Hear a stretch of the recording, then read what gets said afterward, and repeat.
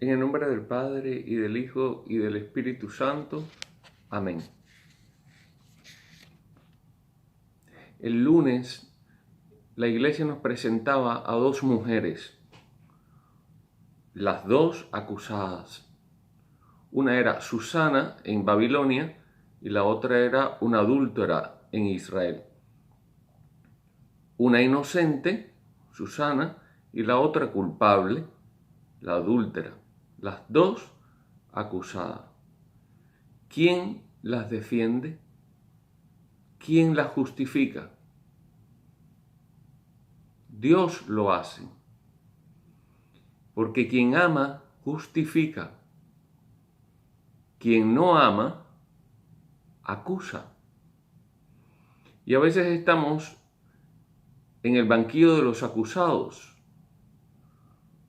Algunas veces siendo inocentes y otras siendo culpables. A veces estamos en el banquillo de los acusados y otras veces somos nosotros los que acusamos. Levanto mis ojos a los montes, dice un salmo. ¿De dónde me vendrá el auxilio? El auxilio me viene del nombre del Señor. Nada temo, dice el salmo del lunes, nada temo porque tú vas conmigo. Es el salmo bien conocido, el Señor es mi pastor y nada me falta. Ya hoy martes, que es 31 de marzo, vamos a leer un poquito el libro de los Números.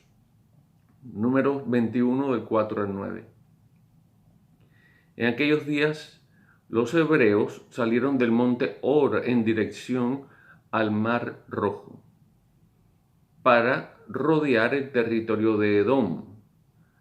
Pero por el camino el pueblo se impacientó y murmuró contra Dios y contra Moisés. Y esto es algo que tenemos que tener muy en cuenta en nuestra vida, como pueblo, como humanidad que camina junta, el que a veces el camino se hace difícil y nos impacientamos. ¿Qué significa la palabra impacientar? La persona que pierde la paz.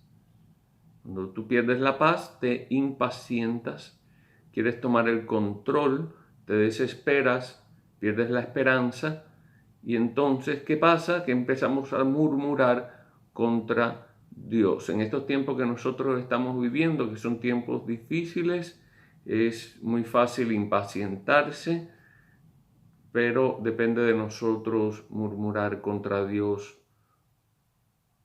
porque a veces el camino se hace difícil en el desierto.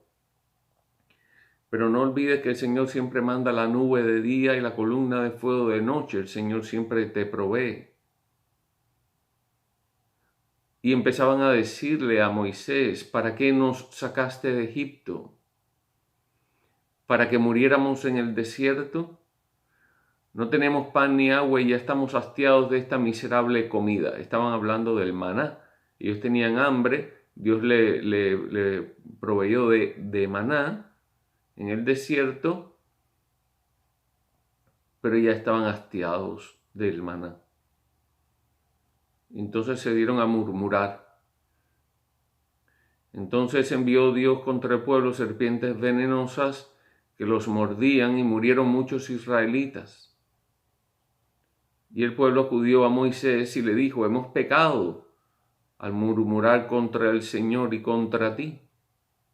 Ruega al Señor que aparte de nosotros las serpientes.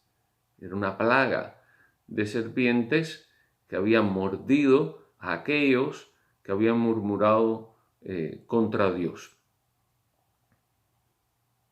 Moisés rogó al Señor por el pueblo y el Señor le respondió. Esto es muy importante porque hay muchas personas que en todo tiempo en la historia de la humanidad, donde se ha visto atacada por plagas, por diferentes situaciones, incluso cuando aquello de los musulmanes del imperio otomano contra los cristianos, se invocó a la Santísima Virgen. Entonces Moisés rogó al Señor por el pueblo y el Señor respondió. O sea, que el Señor va a escuchar nuestras oraciones.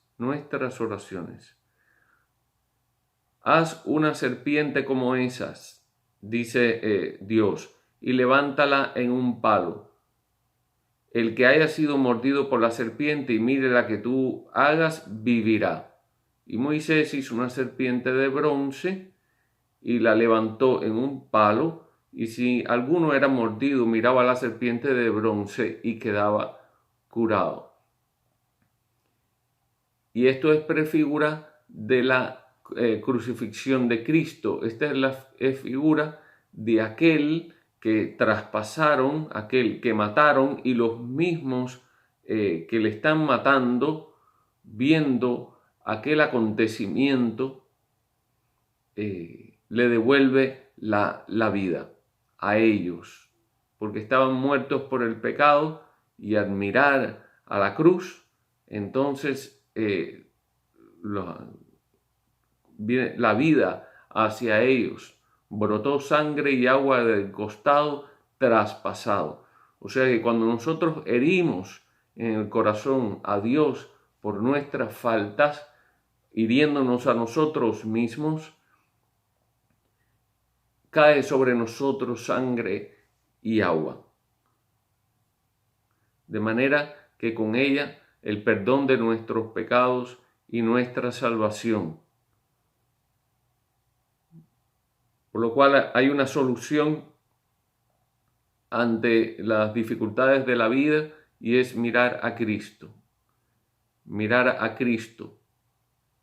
Todos aquellos que murmuramos, todos aquellos que hemos sido mordidos por la serpiente, que es el pecado, mirando a Cristo nos podemos curar. El Salmo 101, Señor, escucha mi plegaria. Señor, escucha mi plegaria, que a tu presencia lleguen mis clamores. El día de la desgracia, Señor, no me abandones. Como estos días, elevar la voz a Dios y decirle, no me abandones. Cuando te invoque, escúchame y enseguida respóndeme. Y si no responde enseguida, pues deberíamos esperar. Pero el Señor siempre responde. Cuando el Señor reedifique a Sion y aparezca glorioso, cuando oiga el clamor del oprimido y no se muestre a sus plegarias sordo, entonces el Señor temerá.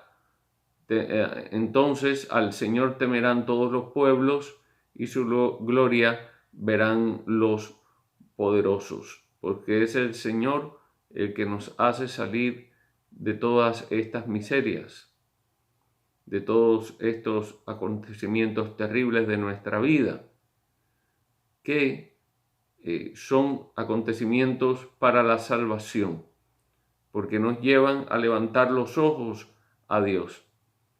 Esto se escribirá para el futuro, y alabará el Señor el pueblo nuevo, porque el Señor desde su altura santa ha mirado a la tierra desde el cielo. No se les olvide eso, que el Señor nos tiene bajo su mirada para oír a los gemidos del cautivo y librar de la muerte al prisionero. Prisionero nosotros por el pecado. Y entonces Dios, que nos mira desde el cielo, oye nuestros gemidos del cautivo que somos nosotros y nos libra de la muerte a nosotros que estamos prisioneros. Señor, escucha mi plegaria. En el Evangelio de San Juan, en el capítulo 8, versos 21 al 30, en aquel tiempo Jesús dijo a los judíos, yo me voy y ustedes me buscarán, pero morirán en su pecado. A donde yo voy, ustedes no pueden venir. Dijeron entonces los judíos, estará pensando en suicidarse y por eso nos dice, a donde yo voy, ustedes no pueden venir. Pero Jesús añadió, ustedes son de aquí abajo y yo soy de allá arriba. Ustedes son de este mundo, yo no soy de este mundo. Se lo acabo de decir, morirán en sus pecados. porque si no creen que yo soy, morirán en sus pecados. Por eso es tan importante creer que Él es, para que no muramos en nuestros pecados, y no morir solamente a esta muerte, sino la muerte eterna. Los judíos le preguntaron entonces, ¿quién eres tú? Y es la gran pregunta que todos se hacen. ¿Quién es este hombre? Jesús. Y Jesús le responde, precisamente eso es lo que le estoy diciendo. Mucho es lo que tengo que decir de ustedes y mucho que condenar. Él que me ha enviado es veraz. Y lo que yo le he oído decir a él es lo que le digo al mundo. Y ellos no comprendieron que hablaba del Padre. Porque ese era el tema fundamental de Jesús, el Abba, el Padre. Jesús prosiguió, cuando hayan levantado al Hijo del Hombre, refiriéndose a él, entonces conocerán que yo soy. Yo soy es el nombre de Dios que dio en el Sinaí a Moisés, y que no hago nada por mi cuenta. Qué bueno que nosotros podamos decir eso, no hacer nada por nuestra cuenta. Lo que el Padre me enseñó, eso digo. El que me envió está conmigo y no me ha dejado solo, porque yo hago siempre lo que a Él le agrada. Imagínate que esto lo utilicemos nosotros, en nosotros mismos. Fíjense cómo suena. El que me envió está conmigo y no me ha dejado solo, porque yo hago siempre lo que a Él le agrada. A ver, repítelo, no tengas pena, dilo, repítelo junto conmigo. El que me envió está conmigo y no me ha dejado solo, porque yo hago siempre lo que a Él le agrada. El que te envió está contigo y no te ha dejado solo, porque tú haces siempre lo que a Él le agrada. Después de decir estas palabras, muchos creyeron en Él. Que Dios te bendiga y ojalá Dios quiera que muchos también crean en Él, levanten la vista a la cruz y confíen en que Jesucristo es el Rey del universo y el que tiene el control de todo lo que se mueve en el universo. Que Dios te bendiga y te acompañe siempre. En el nombre del Padre, y del Hijo, y del Espíritu Santo. Amén.